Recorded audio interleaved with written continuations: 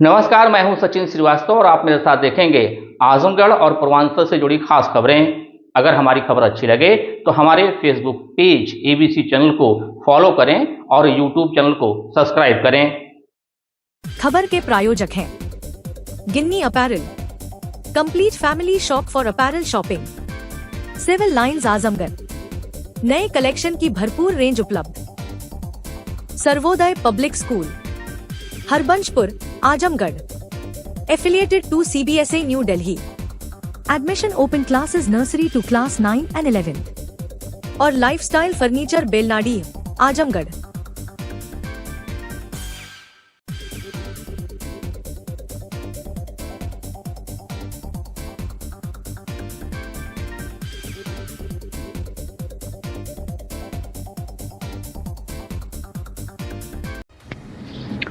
आजमगढ़ जिले में यातायात व्यवस्था को सुरक्षित और सुचारू बनाए रखने के लिए चलाए जा रहे विशेष अभियान के तहत गंभीरपुर पुलिस ने सोशल मीडिया पर वायरल स्टंटबाजी के वीडियो का संज्ञान लेते हुए एक युवक को हिरासत में ले लिया है। युवक NH 28 हाईवे पर मोटरसाइकिल से खतरनाक स्टंट करते हुए वीडियो बनाकर सोशल मीडिया पर वायरल कर रहा था, जिससे आमजन की सुरक्षा खतरे में पड़ रही थी। वरिष्ठ पुलिस अधीक्षक डॉक्टर अनिल कुमार के निर्देशन एवं सहायक पुलिस अधीक्षक के पर्यवेक्षण में रविवार को उप निरीक्षक विपिन कुमार द्विवेदी मैं हमराह द्वारा आजमगढ़ वाराणसी हाईवे मार्ग पर वायरल वीडियो की जांच की गई। जांच के आधार पर पुलिस ने आरोपी साबिर अहमद पुत्र इम्तियाज निवासी ग्राम खिरियानी कमरिया थाना तरवा जनपद आजमगढ़ उम्र करीब 22 वर्ष को दोपहर 3:30 पर पुलिस हिरासत में लिया। पुलिस ने आरोपी के विरुद्ध धारा 170/126/135 बेनस के तहत चालान की कार्रवाई की तथा स्टंट में प्रयुक्त मोटरसाइकिल को मोटर वाहन अधिनियम के तहत सीज कर दिया। पुलिस के गिरफ्त में आते ही आरोपी स्टंटबाजी भूल हाथ जोड़कर माफी मांगता नजर आया। पहले आप ये साबिर अहमद जो कि आरोपी युवक है उसका वीडियो देखिए। मेरा नाम साबिर अहमद है, मेरा घर कमरिया है। मैंने एक स्टंट की वीडियो बनाई थी जो इंस्टाग्राम पे वायरल हो रही थी, तो उसके लिए मैं माफ़ी मांगता हूँ। दोबारा से ऐसा नहीं होगा और आप लोगों से यही है कि आप लोग ये सब काम मत करिए। तो वो मेरी वीडियो जो है वो लालगंज की थी। सीओ सिटी शुभम तोदी ने बताया कि गंभीरपुर थाना क्षेत्र अंतर्गत वायरल वीडियो का पुलिस टीम द्वारा तत्काल संज्ञान लिया गया। उक्त वाहन और उसे चलाने वाले व्यक्ति की पहचान सुनिश्चित की गई। नियमों के उल्लंघन और लापरवाही पूर्ण तरीके से वाहन चलाने के आरोप में आरोपी को गिरफ्तार कर लिया गया है। उसके खिलाफ धारा 151 के तहत आवश्यक कार्रवाई करते हुए उसे माननीय न्यायालय के समक्ष प्रस्तुत किया गया है। पुलिस ने स्पष्ट किया है कि युवक के खिलाफ सुसंगत धाराओं में मुकदमा भी पंजीकृत किया जाएगा ताकि भविष्य में ऐसी घटनाओं पर रोक लग सके। इस घटना के बाद जनपद पुलिस और यातायात पुलिस आजमगढ़ ने युवाओं तथा उनके अभिभावकों से एक विशेष अपील जारी की है। पुलिस प्रशासन ने साफ किया है कि सड़कों को स्टंट का मैदान बनाने वालों को किसी भी सूरत में बख्शा नहीं जाएगा। पुलिस का मुख्य उद्देश्य हर नागरिक के लिए सुरक्षित सफर सुनिश्चित करना है। सड़कों पर स्टंट करने या दूसरों की जान जोखिम में डालने वाले हुड़दंगियों को चिन्हित कर उनके खिलाफ आगे भी इस तरह की कठोर कानूनी कार्रवाई जारी रहेगी। क्या कुछ कहना है शुभम तोदी सीओ साहब का, सुनिए। थाना क्षेत्र में एक स्टंटबाजी का विजुअल जो है वायरल हुआ था, तो उसमें क्या कार्रवाई की गई? देखिए, थाना गंभीरपुर क्षेत्र अंतर्गत एक वीडियो वायरल हुआ था जिसमें एक व्यक्ति जो है लापरवाही पूर्ण तरीके से वाहन चला रहा था और उसके साइलेंसर से जो है आग या अंगारे किस्म के ज्वलनशील पदार्थ ऐसा बाहर आ रहा था। वीडियो को तत्काल पुलिस टीम द्वारा संज्ञान में लिया गया व उक्त व्यक्ति वाहन का चिन्हीकरण किया गया और नियमानुसार उसको गिरफ्तार करते हुए और माननीय न्यायालय के समक्ष प्रस्तुत किया गया। 151 की कार्रवाई की गई। यातायात पुलिस आजमगढ़ व जनपद पुलिस आजमगढ़ की तरफ से अपील है कि जो हमारे युवा हैं वो किसी प्रकार का लापरवाही पूर्ण तरीके से सड़कों पर वाहन को चलाना या स्टंटबाजी करने का कृत्य अगर करते हैं तो नियमानुसार कठोरतम कार्रवाई उनके ऊपर की जाएगी। आप सुरक्षित यात्रा करें, यही हमारा संकल्प है, यही हमारी कोशिश है और लगातार इस तरीके के जो सौदे हैं उनको चिन्हित करके लगातार जनपद पुलिस द्वारा कार्रवाई की जाती रही और आगे भी की जाती रहेगी। इनके ऊपर और भी कोई लगाई जाएगी? हाँ, बिल्कुल सुसंगत धाराओं में मुकदमा भी पंजीकृत किया जाएगा और आगे कठोरतम कार्रवाई भी सुनिश्चित की जाएगी। आजमगढ़ जिले के रानी की सराय थाना अंतर्गत पुलिस ने अर्धसैनिक बलों CRPF, BSF, ITBP आदि में नौकरी दिलाने के नाम पर युवाओं से करोड़ों रुपए की ठगी करने वाले गिरोह का पर्दाफाश किया है। रानी की सराय थाना क्षेत्र के 3 आरोपियों में राहुल कुमार, राकेश यादव और प्रदीप यादव को पुलिस ने गिरफ्तार किया है। मामले में तब पता चला जब भर्ती होकर प्रशिक्षण ले रहे कुछ अभ्यर्थियों के दस्तावेज जांच में फर्जी मिले और उनकी सेवाएं समाप्त कर दी गईं। पुलिस जांच में पता चला कि आजमगढ़ के 50 से 60 युवक जालसाजी के शिकार हुए हैं। वहीं पुलिस का मानना है कि अन्य जनपदों में जैसे गाजीपुर, बलिया और जौनपुर समेत पूर्वांचल के 1000 से अधिक युवा ठगी के शिकार हो सकते हैं। युवाओं से 6 से 10 लाख लेकर पूर्वोत्तर राज्यों में फर्जी डोमिसाइल और दस्तावेज तैयार कर भर्ती में शामिल करता था। क्या कुछ कहना है पूरे मामले को लेकर डॉक्टर अनिल कुमार, एसएसपी आजमगढ़ का? सुनिए। एक एप्लीकेशन प्राप्त हुई थी जिसमें कुछ लोगों द्वारा सीएपीएफ में भर्ती के नाम पर पैसा लेने और फ्रॉड की शिकायत हुई थी। उसकी गंभीरता से जांच कराई गई और जांच में ये तथ्य आया कि कुछ लोग गिरोह बनाकर और लोगों के साथ इस तरह की फ्रॉड और ठगी कर रहे हैं। तुरंत उसमें मुकदमा पंजीकृत करके 2 लोगों को जेल भेजा गया है। इसके अलावा इस गैंग के और लोगों की संलिप्तता भी इसमें सामने आ रही है। इस तरह से युवाओं के साथ फ्रॉड और ठगी करने वाले जो जितने भी लोग होंगे उनको जेल भेजा जाएगा और उनके विरुद्ध सख्त कार्रवाई सुनिश्चित की जाएगी। इनके पीछे सर और लोग भी हैं, इसी जांच में कुछ पता चला?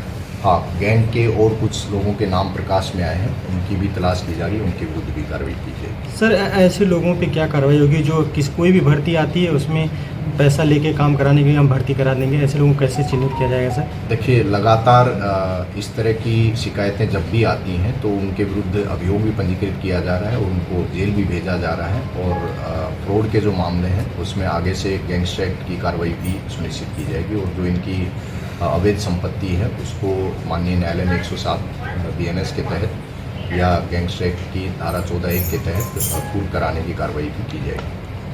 आजमगढ़ जिले के सिधाई थाना क्षेत्र में नौकरी दिलाने के नाम पर दुष्कर्म करने के आरोप में पुलिस ने एक वांछित अभियुक्त को गिरफ्तार किया है। पीड़िता की तहरीर पर पुलिस ने मामला दर्ज कर त्वरित कार्रवाई करते हुए आरोपी को हाईडिल चौराहे से गिरफ्तार कर लिया है।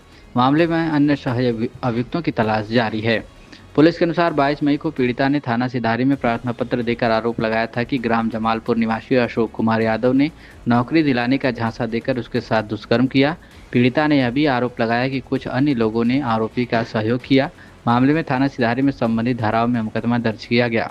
वरिष्ठ पुलिस अधीक्षक आजमगढ़ डॉक्टर अनिल कुमार के निर्देशन में चलाए जा रहे अभियान के तहत रविवार को उप निरीक्षक धर्मराज यादव एवं पुलिस टीम ने मुख्य आरोपी अशोक कुमार यादव को हाईडिल चौराहे से गिरफ्तार कर लिया।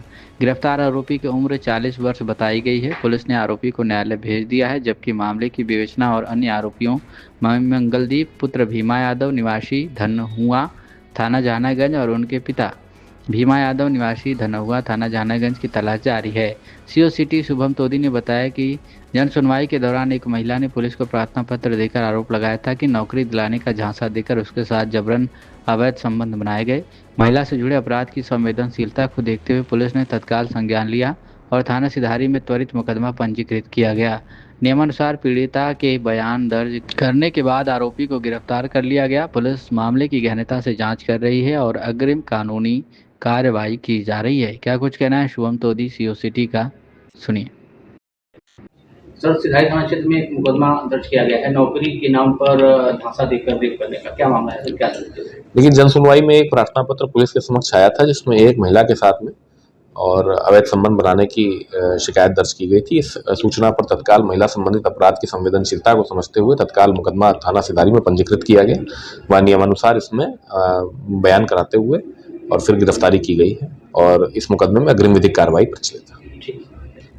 आपको बता दें कि मुख्य आरोपी अशोक यादव जिला महिला अस्पताल में NHM के तहत संविदा पर स्टाफ नर्स के रूप में कार्यरत है। वहीं पीड़िता भी इसी अस्पताल में चतुर्थ श्रेणी की कर्मचारी के पद पर कार्यरत है। इस संबंध में जिला महिला अस्पताल के CMS डॉक्टर विनय सिंह ने बताया कि आरोपी पिछले लगभग 3 से 4 वर्षों से अस्पताल में संविदा पर कार्यरत है। उन्होंने कहा कि मामले की जानकारी उन्हें मीडिया के माध्यम से मिली है। अस्पताल परिसर या कार्यालय के भीतर ऐसी कोई घटना सामने नहीं आई है और न ही पहले कोई शिकायत प्राप्त हुई थी। प्रथम दृष्टया यह मामला आपसी या गांव के विवाद से जुड़ा प्रतीत होता है। CMS ने बताया कि पूरे मामले की सूचना CMO कार्यालय को भेज दी गई है। चूँकि संविदा कर्मियों का चयन राज्य स्तर से होता है, इसलिए एनएचएम की गाइडलाइन के अनुसार आगे की कार्रवाई की जाएगी। क्या कुछ कहना है डॉक्टर विनय सिंह सीएमएस का, सुनिए। सर, आजमगढ़ जिले के सिधारी थाना क्षेत्र का एक व्यक्ति है जिसके ऊपर रेप केस का मुकदमा दर्ज हुआ है और आपके जिला महिला चिकित्सालय में कार्यरत भी है। हाँ, मुझे भी ये संज्ञान मिला है आप लोगों के माध्यम से, मीडिया के माध्यम से। तो मैंने इसकी सूचना, एक्चुअली हमारे यहाँ ये एनएचएम का संविदा स्टाफ नर्स है, तो इसकी सूचना हमने सीएमओ साहब को दे दिया जो एनएचएम के सचिव होते हैं, और इनका चयन चूँकि स्टेट से होता है तो हम कम्युनिकेट करेंगे, सीएमओ साहब जैसा सोचेंगे जो एनएचएम की गाइडलाइन उसके अनुसार करेंगे। इसकी सूचना हमने आज ही दे दी बना के। सर, कब से कार्यरत हैं ये अशोक? एग्जैक्ट तो मुझे देखना पड़ेगा, लेकिन हमें लगता है कि 4-5 साल तो हो गया है जब से एसएनसीयू बना है, उसके 3-4 साल बाद आया था। और सर, जो पीड़िता हैं वादी, वो भी यही कार्यरत हैं? वो हाँ, वो भी स्वीपर से हमारे यहाँ 4th क्लास एम्प्लॉई है। हालांकि हमारे कार्यालय में या हमारे चिकित्सालय में काम करने समय इस तरह की कोई घटना हुई नहीं, न कोई कंप्लेन हुई इन लोगों का बाहर का गांव का जो भी अपना मसला हो। और एफआईआर भी मैंने देखा तो उसमें यही जिक्र है कि ये घर वोट का कुछ मसला है गाँव का। सुनने में आया दोनों शादी कर चुके हैं? नहीं, दोनों शादीशुदा है, लेकिन दोनों अलग अलग शादीशुदा है, एक दूसरे से शादी नहीं किए हैं। इस प्रकार की जानकारी आपको इसके पहले कभी नहीं हुई? नहीं, इस प्रकार कोई जानकारी नहीं थी, क्योंकि अपना अपना सब लोग काम करते थे। वो 4th क्लास है, वो स्टाफ नर्स है, तो कोई मतलब ही नहीं है। और हम लोगों को कोई कंप्लेन आती है तो हम लोग तहकीकात करते हैं। कोई कंप्लेन हमारे यहाँ नहीं है, हमारा काम दोनों कर रहे थे अपना अपना जो काम था। ठीक है। खबर आजमगढ़ से, यहाँ समाजवादी पार्टी का एक प्रतिनिधिमंडल सोमवार को जिला अध्यक्ष हवलदार यादव, पूर्व मंत्री व विधायक दुर्गा प्रसाद यादव तथा विधायक अखिलेश यादव के नेतृत्व में पुलिस अधीक्षक से मिला और थाना मुबारकपुर क्षेत्र के ग्राम रानीपुर में हुई हत्या की घटना को लेकर विरोध दर्ज कराया। सपा नेताओं ने आरोप लगाया कि 20 मई 2026 को अपराधियों द्वारा एक गाड़ी पर ताबड़तोड़ फायरिंग की गई, जिसमें दलित युवक सुशील कुमार की मौके पर मौत हो गई थी, जबकि उमाशंकर यादव उर्फ पिंटू यादव घायल हो गए थे। मामले में मृतक के भाई की तहरीर पर पंकज सिंह और सोनू सिंह, अवनीश यादव और बबलू यादव समेत अन्य के खिलाफ मुकदमा दर्ज किया गया था। प्रतिनिधिमंडल का आरोप है कि घटना के तुरंत बाद घायल पिंटू यादव ने डायल 112 पर सूचना भी दी थी। पुलिस मौके पर पहुंची और उसे अपने साथ लेकर गई। सपा नेताओं ने कहा कि कई दिनों तक पुलिस द्वारा घायल युवक को बैठाकर प्रताड़ित किया गया और उसी को आरोपी बनाने का प्रयास किया जा रहा है, जबकि मृतक के परिजन और स्थानीय लोग लगातार बता रहे हैं कि कई लोग मोटरसाइकिल से आए थे और फायरिंग की थी। सपा नेताओं ने आरोप लगाया कि सत्ता पक्ष के दबाव में पुलिस नामजद आरोपियों को बचाने का प्रयास कर रही है और विवेचना सही दिशा में नहीं की जा रही है। उन्होंने कहा कि मामले में यादव और दलित समाज के लोगों को उठाकर पूछताछ के नाम पर प्रताड़ित किया जा रहा है। जिलाध्यक्ष हवलदार यादव ने कहा कि मुबारकपुर पुलिस निष्पक्ष जांच नहीं कर रही है और इंजर्ड विटनेस को ही फंसाने का प्रयास किया जा रहा है। उन्होंने आरोप लगाया कि सरकार जाति आधार पर काम कर रही है। सपा नेताओं ने चेतावनी दी कि यदि पीड़ित परिवार को न्याय नहीं मिला और निष्पक्ष कार्रवाई नहीं हुई तो समाजवादी पार्टी आंदोलन के लिए बाध्य होगी। देखिए, थाना मुबारकपुर करीब 5-6 दिन पहले रानीपुर गांव में गाड़ी से जा रहे पिंटू यादव और सुशील कुमार के ऊपर फायरिंग हुई, जिसमें सुशील की मृत्यु हो गई और पिंटू यादव को चोटें आई। लेकिन पुलिस पिंटू यादव को ही 5-6 दिन से थाने पर बैठा करके उनको टॉर्चर कर रही है, उनसे कहलवाना चाहती है कि घटना में हम लोग इन्वॉल्व थे। और जबकि जो मृतक था सुशील का भाई, उनके खिलाफ जो लोग घटना में थे, एक सोनू सिंह, दूसरे एक कोई और थे, उन लोगों को मुलजिम बनाया गया और उस पर पुलिस न जा कर के पिंटू के ही बारे में बार बार इंगित कर रही है। ये निश्चित तौर पर इसमें बड़े नेताओं का दबाव है, भाजपा के लोगों का दबाव है कि सोनू सिंह को बचाया जाए और पिंटू को उसमें मुलजिम बना करके जेल भेजा जाए। क्या बातें हुई एसएसपी से और क्या आश्वासन मिला? एसएसपी साहब से पूरी बात हम लोगों ने रखा पिंटू तो इंजर्ड विटनेस है, चश्मदीद गवाह है, और जिस तरह से उसे फंसाने की साजिश की जा रही है, जो तथ्य सामने आ रहे हैं ये बिल्कुल ही बकवास और लोगों की साजिश के नाते पिंटू को फंसाने की साजिश हो रही है। जबकि सुशील के भाई ने जिन्होंने रिपोर्ट दर्ज किया है, उनके माता पिता भी कह रहे हैं, वहाँ की जनता भी कह रही है कि मारने वाले आए थे, 4, 5, 6 की तादाद में थे, उन लोगों ने मारा और भाग गए और उसमें पिंटू को भी चोटें आई। देखिए, अक्सर आप लोग इस तरह की आवाज़ और इस तरह का आरोप जो है आजमगढ़ जनपद के थानों पर लगाते आए हैं, तो क्या लग रहा है कि निष्पक्ष जो है जांच नहीं हो रही है और कहीं ना कहीं जो है किसी के दबाव में ये सब कार्रवाई हो रही है? देखिए, निष्पक्ष जांच तो पूरे प्रदेश में नहीं हो रही है। जो सरकार कह रही है वही अधिकारी कर रहे हैं। अधिकारी अपने मन से नहीं कुछ कर रहे हैं। जो सरकार कर रही है उसके स्थानीय नेता कह रहे हैं, वह लोग दूसरों को मुल्जिम खास करके पिछड़ी जातियों, दलित जातियों और मुसलमानों को वह लोग टारगेट करके मार भी रहे हैं और उल्टे मुल्जिम बना रहे हैं। बहुत जगह ऐसे देखे गए कि मारपीट दो पक्षों में हुई, दलित और मुख्यमंत्री जी के सजाती बंधुओं में, लेकिन सजाती बंधुओं की रिपोर्ट 307, 308 में दर्ज कर ली गई और दलित समाज के व्यक्ति की रिपोर्ट नहीं दर्ज की गई। इस तरह की घटना अन्य पिछड़ी जातियों के साथ भी हुई। उन लोगों की रिपोर्ट पहले दर्ज हो जा रही है और जो पीड़ित पक्ष है जिसके ऊपर हमला हो रहा है उनकी रिपोर्ट नहीं दर्ज की जा रही है। तो निश्चित तौर पर यह पूरे प्रदेश में और आजमगढ़ में भी एक पक्षी कार्रवाई हो रही है। एक जात विशेष के लोगों को बचाया जा रहा है, उनके अपराधी घूम करके अपराध कर रहे हैं। किसी भी व्यक्ति की जान सुरक्षित नहीं, सब लोग खतरे में हैं।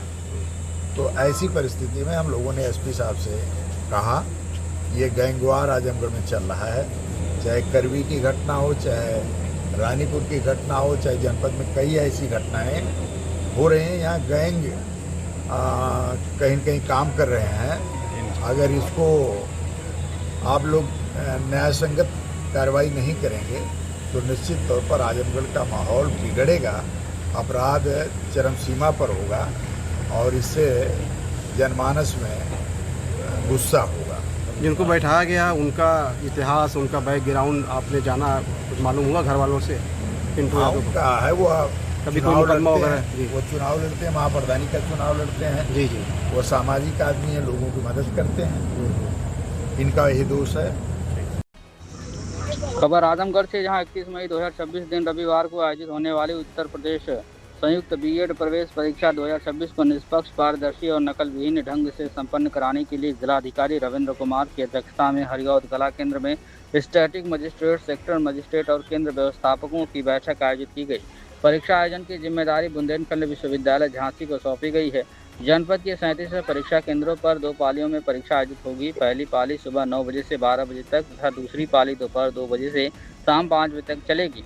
परीक्षा में कुल 17,096 अभ्यर्थी शामिल होंगे। डीएम ने बताया कि परीक्षा की शुचिता बनाए रखने के लिए प्रत्येक परीक्षा केंद्र पर स्टैटिक मजिस्ट्रेट और पर्याप्त पुलिस बल की तैनाती की गई है। साथ ही 2 केंद्रों पर 1 केंद्र प्रतिनिधि नियुक्त किया गया है। सभी अधिकारियों को परीक्षा केंद्रों का लगातार निरीक्षण कर शांतिपूर्ण एवं नकलविहीन परीक्षा सुनिश्चित करने के लिए निर्देश दिए गए हैं। बैठक में जिलाधिकारी ने विशेष रूप से निर्देश दिया कि सभी 37 परीक्षा केंद्रों के प्रत्येक कमरे में सीसीटीवी कैमरे पूरी तरह क्रियाशील रहेंगे। विद्युत आपूर्ति बाधित होने की स्थिति में जनरेटर एक्टिव मोड में रखा जाएगा ताकि निगरानी व्यवस्था प्रभावित न हो। सभी सेक्टर मजिस्ट्रेटों को परीक्षा केंद्र तक पहुंचाने वाले मार्गों का पूर्व निरीक्षण करने के निर्देश भी दिए गए।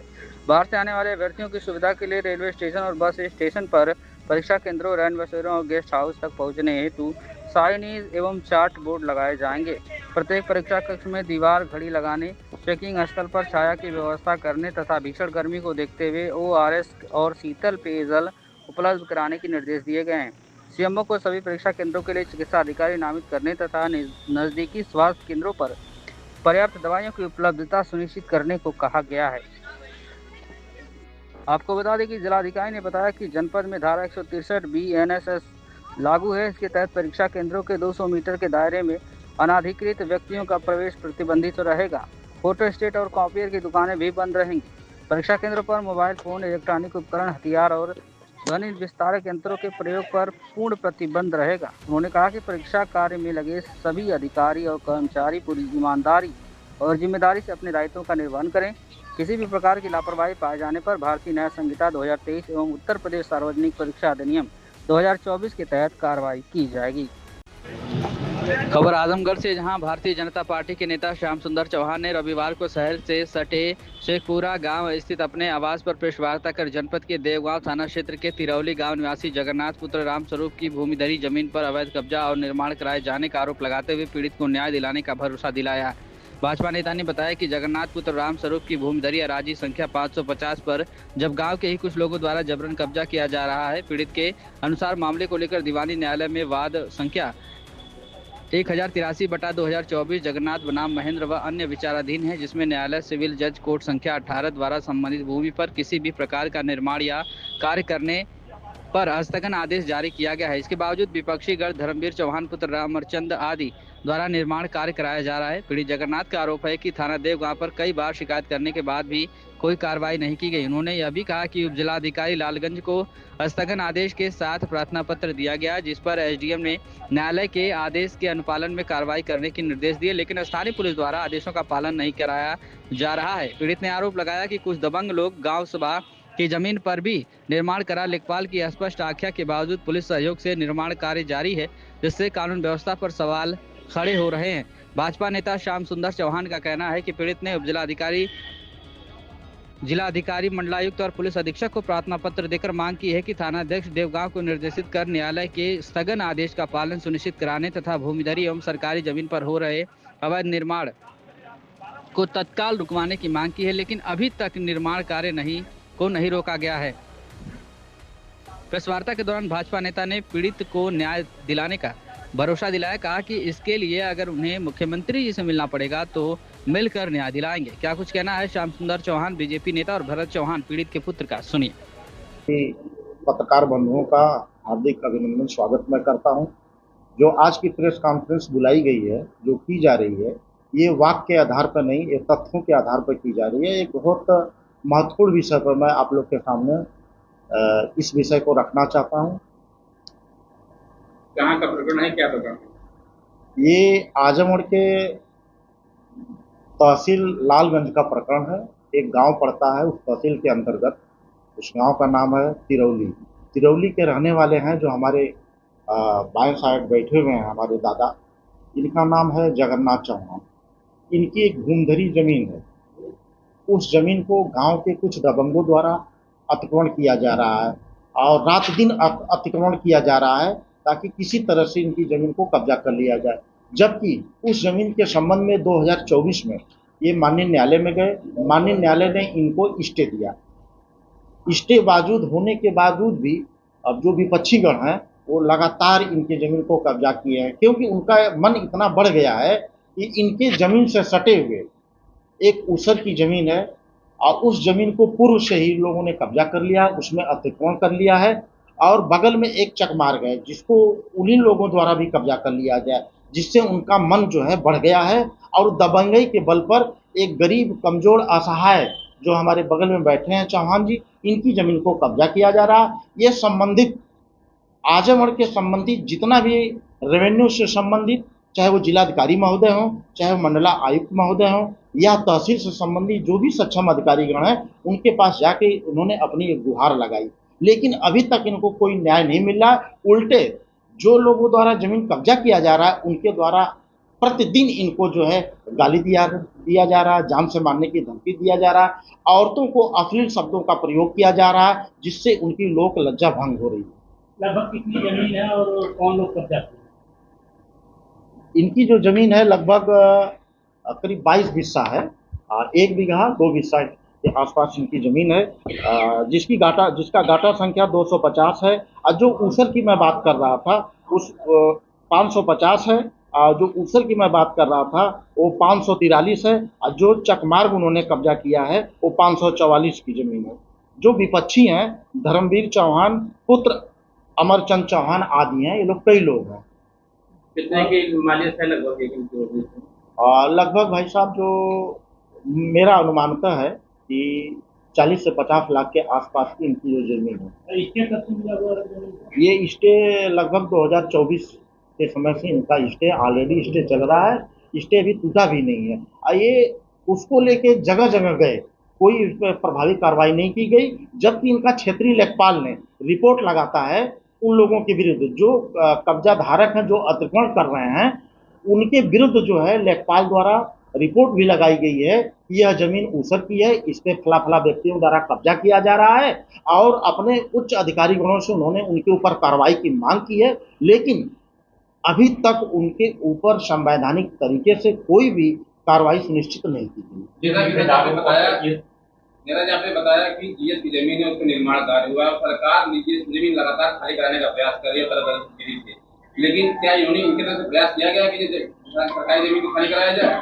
देखिए, जो वर्तमान में भारतीय जनता पार्टी की सरकार चल रही है और जो हम लोग के मुखिया हैं माननीय योगी आदित्यनाथ जी का कहना है कि कोई भी हो, चाहे वो अपराधी हो, चाहे वो करप्शन का मामला हो, सब पे जीरो टॉलरेंस की नीति को अपनाते हुए माननीय मुख्यमंत्री जी का कहना है कि इस पे कार्रवाई होनी चाहिए। वो कोई भी व्यक्ति हो, चाहे शासन का व्यक्ति हो, प्रशासन का व्यक्ति हो, चाहे कोई नेता ही क्यों नहीं हो, उसके ऊपर प्रभावी कार्रवाई होनी चाहिए। लेकिन कुछ लोग हैं जो भारतीय जनता पार्टी के विचारधारा से विपरीत चलने वाले लोग हैं, वही लोग जो है इस प्रकार की प्रवृत्ति कर रहे हैं, इस प्रकार के कार्य को खारिज करने का काम कर रहे हैं, जिससे उनकी मंशा है कि भारतीय जनता पार्टी सरकार की छवि खराब हो। तो मैं आप लोग के माध्यम से उन लोगों को ये संदेश देना चाहता हूं कि भारतीय जनता पार्टी की जो सरकार वर्तमान में चल रही है, वो अगर यह साबित हो गया कि वो लोग करप्शन में हैं, लिप्त हैं, या अतिक्रमण किया जा रहा है उनके दिशा निर्देश से, तो उनके ऊपर आवश्यक कार्रवाई होगी, और कार्रवाई दंडात्मक भी हो सकती है और बर्खास्तगी भी हो सकती है। सरकार की तमाम शक्ति के बावजूद इस तरह के प्रकरण लगातार सामने आ रहे हैं, क्या कारण है? देखिए, जहाँ तक जनता की बात है तो कुछ जो लोग कमजोर वर्ग के हैं या पीड़ित हैं, तो वो लोग जो है सही तरीके से अपनी बात जहाँ रखना चाहिए वहाँ नहीं रख पाते हैं। एक तरह से कह लीजिए लोगों में अभी अवेयरनेस की कमी है, मुझे जो लगता है। लेकिन जहाँ तक सरकार के नॉलेज में या सक्षम अधिकारियों के नॉलेज में या हमारे भारतीय जनता पार्टी के जो भी संगठनात्मक जो व्यक्ति हैं या जो मंत्रीगण हैं या विधायकगण हैं, उन पर ये बात जाती है तो अवश्य प्रभावी कार्रवाई सुनिश्चित की जाए। आपके महोदय जो हैं डीएम को ज्ञापन दे दिए, कोई सुनवाई हुई नहीं? इन्होंने संबंधित सक्षम अधिकारियों को लेटर दिया है, और लेटर देने के बावजूद भी क्षेत्रीय लेखपाल द्वारा जो है सत्ता की जो रिपोर्ट आख्या प्रेषित की गई, तो वो कहीं न कहीं दबाई गई है, जो कि सक्षम अधिकारी के नॉलेज में नहीं है, जहाँ तक मुझे लगता है। और मैं उसी लिए आज आप सभी लोगों का मैं एक प्रेस वार्ता बुलाया हूँ कि यह जो सूचना जो है संबंधित अधिकारियों तक जाए और उस पर तत्काल संज्ञान में लेते हुए उस पर प्रभावी कार्रवाई होनी चाहिए। ये प्रकरण आपके यहाँ आया हुआ है, आप क्या करेंगे? आपके पास ये आए हैं, किस तरह से आपके द्वारा किया जाएगा? देखिए, जैसे ही यह प्रकरण मेरे संज्ञान में आया है, तुरंत मैंने ये उचित समझा कि सोशल मीडिया के माध्यम से, प्रिंट मीडिया के माध्यम से, इलेक्ट्रॉनिक मीडिया के माध्यम से यह सूचना जो है इनके साथ जो भी घटना अभी तक कारित की जा रही है, उस घटना के बारे में, चाहे वो लाइन ऑर्डर से संबंधित अधिकारी हो या रेवेन्यू से संबंधित अधिकारीगण है, वहाँ तक ये सूचना मैं पहुँचाना चाहता हूँ। और जहाँ तक मेरा सवाल रहा, तो मैं खुद जाके अभिलेखी साक्ष्य के अनुसार स्थलीय जांच करके मैं माननीय मुख्यमंत्री जी से यह वार्तालाप करूँगा। चौहान, ग्राम सभा तिरौली, थाना देवगांव, तहसील लालगंज निवासी, और हमारे पिताजी बगल में बैठे हुए हैं, इनके नाम की जमीन जिसको दबंगों ने उसको कब्जा किया हुआ है। उसके बगल में ऊसर जमीन है जिसपे वो लोग निर्माण कर रहे हैं। कितनी है? निर्माण चालू है उसपे। कौन कौन लोग कब्जा कर रहे हैं? और महेंद्र पुत्र ननकू, धर्मवीर पुत्र, और अमरचंद, विजय बहादुर, और संबंधी अब तक आपने कहाँ शिकायत कराई? हमने शिकायत सभी लोगों तक की है। थाने पे की है? थाने पे किए हैं, तहसीलदार को भी किए हैं, एसडीएम को भी किए हैं, पुलिस कमिश्नर को भी किए हैं, प्रधानमंत्री सोशल मीडिया और इस पे भी डाले हैं, पोर्टल पर भी, मुख्यमंत्री पोर्टल पर भी डाले हैं। क्या चाहते हैं आप? हम निवारण चाहते हैं, हमें न्याय मिले। अभी तक कहीं कुछ अभी तक कोई आश्वासन नहीं मिला, उल्टा हमको धमकी मिली है। धमकी कौन दे रहा है? धमकी जो लोग कब्जा किए हैं वही लोग हमें धमकी दे रहे हैं और डेली गाली भी दे रहे हैं, मारने के लिए भी हमेशा उतार रहे हैं। कितने दिन से परेशान हैं आप? भी परेशान तो हम ज़्यादा दिन से हैं, लेकिन 2 साल से हमें इतना परेशान कर दिए हैं कि हम कुछ कर नहीं पा रहे हैं। कोई सुनवाई कहीं से नहीं हो रही है। ज्यादा दिन से मतलब कितने दिन? 2 साल। हाँ, स्टे है जमीन पर? जमीन पर स्टे भी है, उसके बावजूद भी मकान बना रहे हैं और दरवाजा हमारे चेक में खोले हुए हैं। स्टे कब से है और कब तक है? 2024 से है स्टे। मकान किसकी जमीन बना है? अपनी जमीन पे? मकान ऊसर में बना के हमारे दरवाजा जो खोले हमारे चेक में खोले हुए हैं और जमीन को कब्जा करने के लिए। जमीन समाज के? ग्राम समाज की है।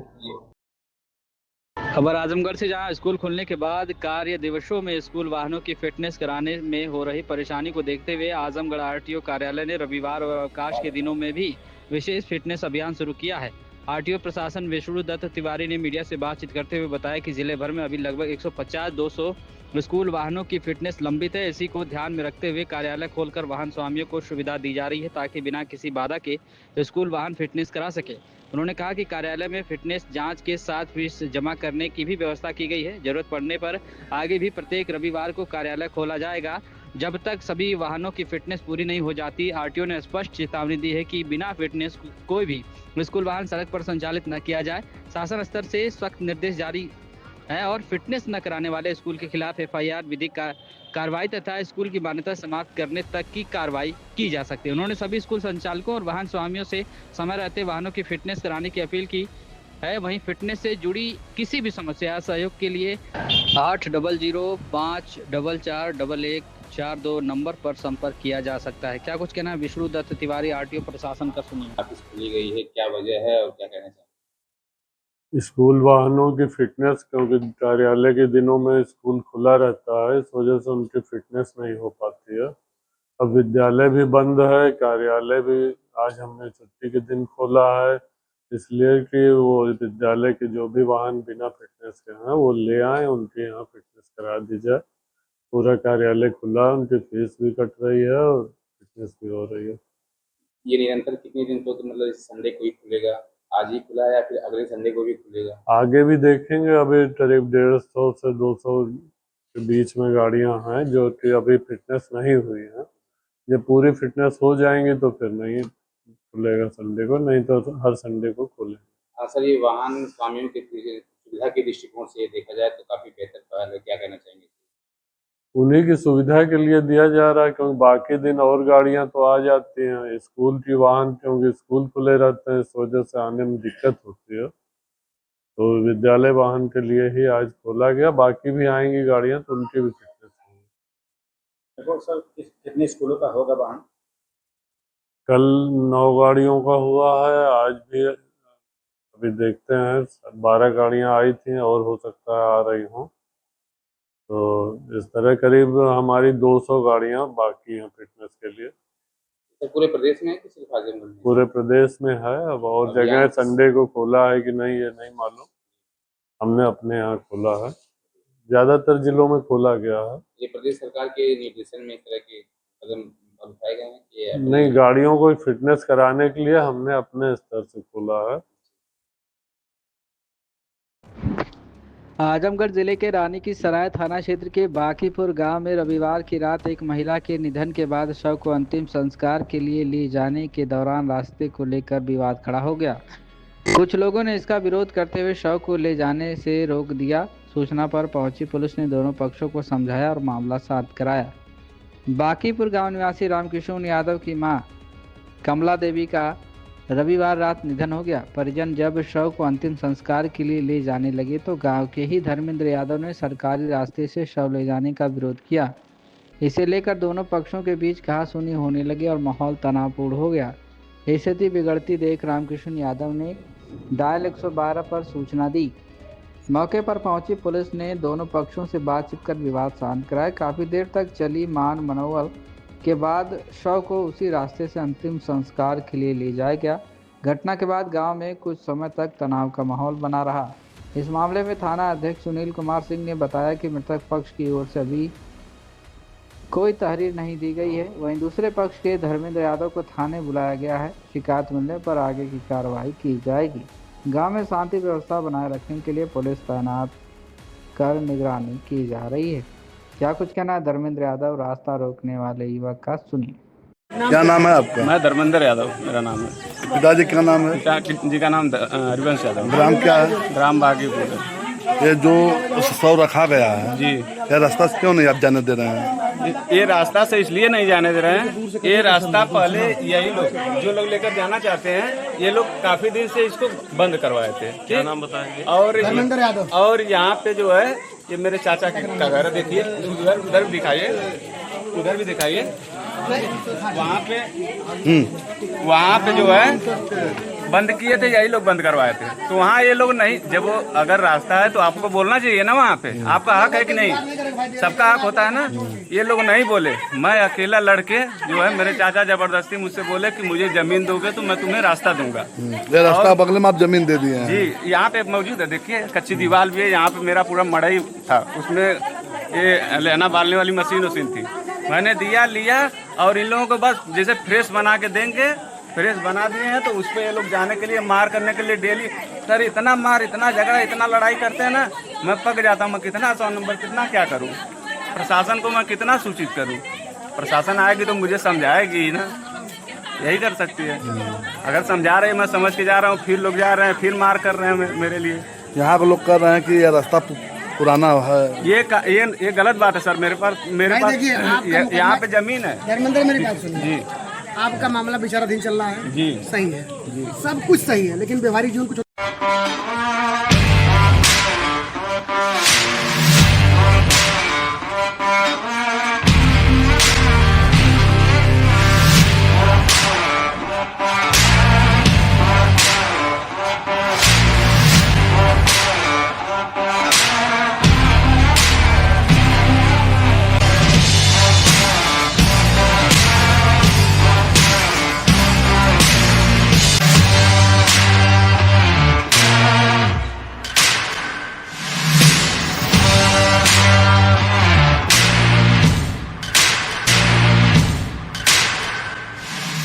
सर्वोदय पब्लिक स्कूल आजमगढ़ में आपका स्वागत है, जहां हर दिन एक नई शुरुआत होती है। यहां आपके बच्चे की अच्छी शिक्षा और बेहतर भविष्य के लिए नई शिक्षा नीति 2020 के अनुरूप पाठ्यक्रम है और इससे जुड़ी सभी सुविधाएं उपलब्ध हैं। यहाँ sports, horse riding, dance classes जैसी यूजफुल एक्टिविटीज तो होती ही हैं, साथ ही लाइब्रेरी, म्यूजिक और आर्ट एंड क्राफ्ट के थ्रू भी बच्चों की क्रिएटिविटी को स्पेशली बढ़ावा दिया जाता है। बच्चों को तकनीकी दुनिया से जोड़े रखने के लिए स्मार्ट क्लासेस, रोबोटिक्स और कंप्यूटर लैब्स उपलब्ध हैं। छोटे बच्चों के लिए अलग से प्ले सेट एरिया है और एक्टिविटी रूम की व्यवस्था है। सर्वोदय स्कूल में बड़ी क्रिकेट एकेडमी के साथ ही हेल्थ और वेलफेयर क्लब भी है, जहां पर बच्चों को सेहतमंद और खुश रखने की पूरी कोशिश की जाती है। 6th क्लास से गर्ल्स के लिए सेपरेट क्लासेस और बिल्कुल सुरक्षित स्कूल बस सर्विसेज, वो भी GPS के साथ सभी रूट्स के लिए अवेलेबल है। Lifestyle furniture, Belnadi, Azamgarh. सभी प्रकार के फर्नीचर एवं इलेक्ट्रॉनिक सामानों की भरपूर रेंज उपलब्ध। हमारे यहाँ EMI की सुविधा 0% ब्याज पर उपलब्ध। इलेक्ट्रॉनिक सामानों में LED TV, refrigerator, washing machine, air conditioner, air cooler, deep freezer, water cooler, mixer juicer, iron, fan, induction, battery, inverter, electric geyser, gas geyser, आटा चक्की इत्यादि। फर्नीचर के सामानों में बेड, गद्दा, सिंगारदान, अलमीरा, sofa, table, chair, rack, stool, संदीली, सीढ़ी, डाइनिंग टेबल, झूला आदि। शादी विवाह की हो तैयारी या ऑफिस और घर के लिए सामानों की करनी हो खरीदारी, पहुँचिए लाइफस्टाइल फर्नीचर, बेलनाडी, आजमगढ़।